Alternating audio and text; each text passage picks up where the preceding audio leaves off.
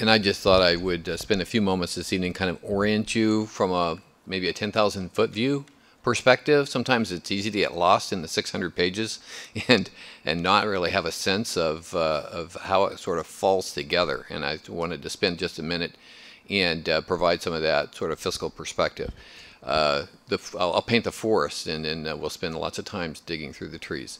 The price of government that the mayor has referred to, we have seen this chart before. It has not changed since the last time the council has seen it. 2011 now, we're able to rely on the census as well as actual revenue numbers to firm that up. That is at 5.2%. The 2012 drops down to just at 5%, and in 13 and 14 are at 4.9, and at 16 it becomes about 4.7%. 4.75. These are the ways those dollars are being allocated, as the mayor already illustrated. I will say that the total budget is $581 million, just over, and that's about 7.5% larger than before, but that's including all the double counting that does go on.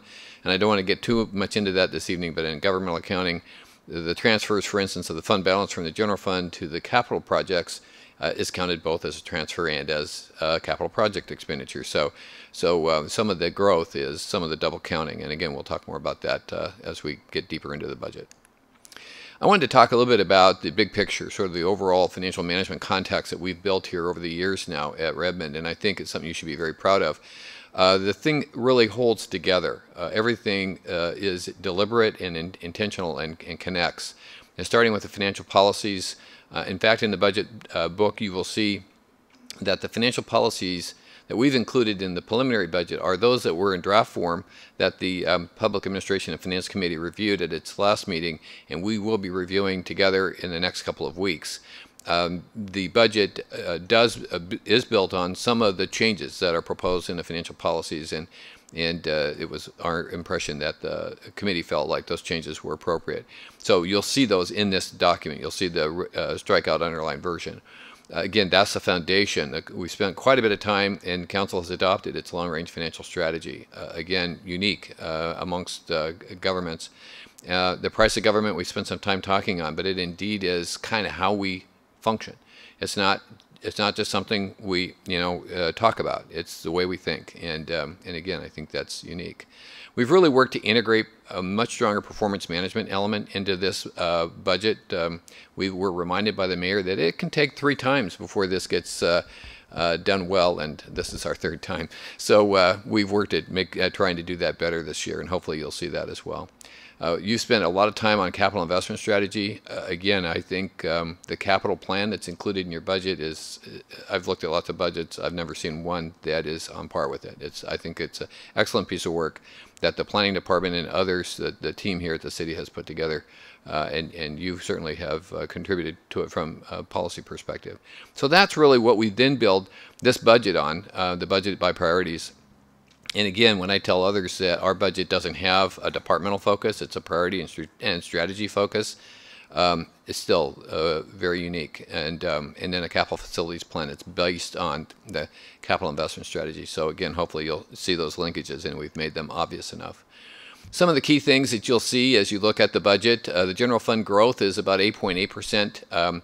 Again, that's including the allocation of $13.8 million to capital projects. That's inclusive of the 5% transfer of ongoing revenues, as well as $4+ million to capital projects from the ending fund balance.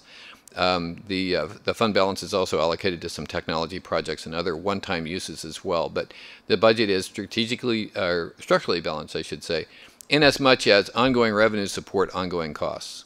We do not have one-time revenues supporting ongoing costs.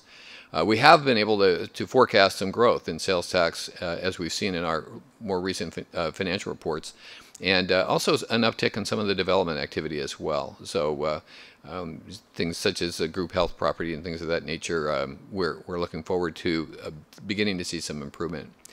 One of the sub-general fund funds, general government major maintenance, as you recall with GASB 54, we've had to move a lot of activity out of both capital project funds and out of the special revenue funds into the general fund.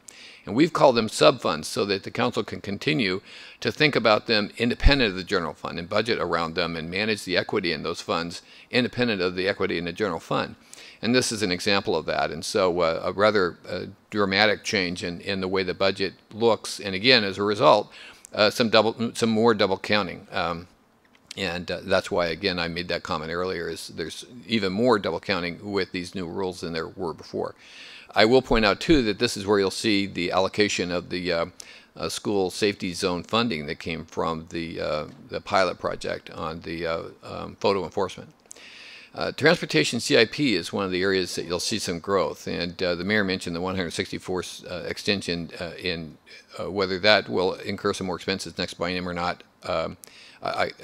For sure we'll have downtown one-way conversion, some monies for the 116th Street roundabout, and many other projects as well. Levy funds, police, fire, and parks, M&O, we've been seeing increasing fund balances in those accounts, and we've allocated some expenses to those accounts that are consistent with their purpose. Parks major maintenance, again, this is another sub-fund. These activities used to be in the Parks Capital Improvement Fund, turf replacement, the restroom renovation at Farrell McWhorter. We've seen some improved activity in the real estate excise tax and the hotel motel tax accounts, and again, that's a bit of optimism, and so the fund balances are higher as a result, and it's allowed us to forecast a little more activity in the next biennium as well. And we've talked before, when we talked about the rates, as you recall, that we'd begin working on some wastewater capital improvements, and those are included in this budget as well. So those are some of the things that you'll notice as you look through it. The mayor's mentioned some changes in the FTE counts, and I just wanted to show you specifically what we were talking about. Some of the positions that are being eliminated in 2014 and not 13. So we've worked to time those. For instance, you can see a project manager in the IS applications group. We feel like we'll have the capacity to be able to make that change in 2014 rather than at the beginning of the budget. But those are all very clearly marked in the budget book, and you'll be able to see specifically what changes will be occurring where. I got this in my email just, actually this is dated last Friday, I got it Monday, but just a reminder that many local governments are continuing to struggle.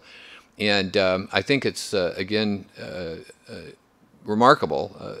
The mayor talked about the pace of pursuit of the vision, but I think what you'll see is a continued dedication to maximizing the ability to invest in our community, in capital projects, and in other ways, and so again, I think it's nice that we have that opportunity, and I think it's a result of both the work we've done on our financial planning and of course, again, a little bit more stable economy. We talked in the past about the structurally balanced budget being balanced out 6 years. And then we're a bit surprised by the way the economy hadn't responded as we had hoped in this last biennium, and ended up dealing with a gap. And the mayor mentioned that this budget was a little more difficult to balance than we anticipated it would be. So we've reset the expectations for the next 6 years, and you can see that we've specifically called out what we see are kind of the reasonably anticipated gaps that would occur in the future if we did nothing but just trend the different components forward without any management oversight on our part. Obviously, we'll be balancing these future budgets, and there won't be deficits. But how we go about doing that, of course, is something we can spend some time talking about in the subsequent to dealing with the budget that's in front of us. I wanted to just illustrate a couple of the things that we've mentioned before, and again, these are some from the same examples I shared earlier in the summer. This is an example of performance measurement. You can see that I've used the communications division and the police department as the example.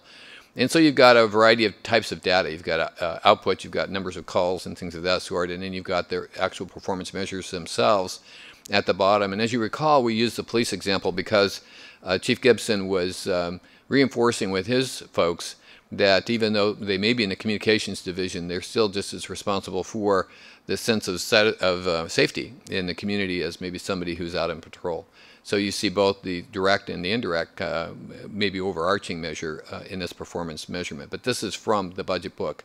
It's a bit of a mashup. The page may look a bit differently, but it's the same information you'll have. And from that same offer, here's the scalability. The mayor mentioned we've expanded the transparency on the scalability, and so the first 90% of the page is the scalability that was proposed originally in the offer by the department. And this is actually a bit of a messy, I'll call it, example, because there's sort of lots of components to it. But it's all there. And then at the end, you'll see scalability recommended. And that is the action that was taken by the mayor and the director's team as they were balancing the budget. And so the council will have visibility of both. And then lastly, I think Councilmember Stillen wants to talk a bit about kind of the path forward.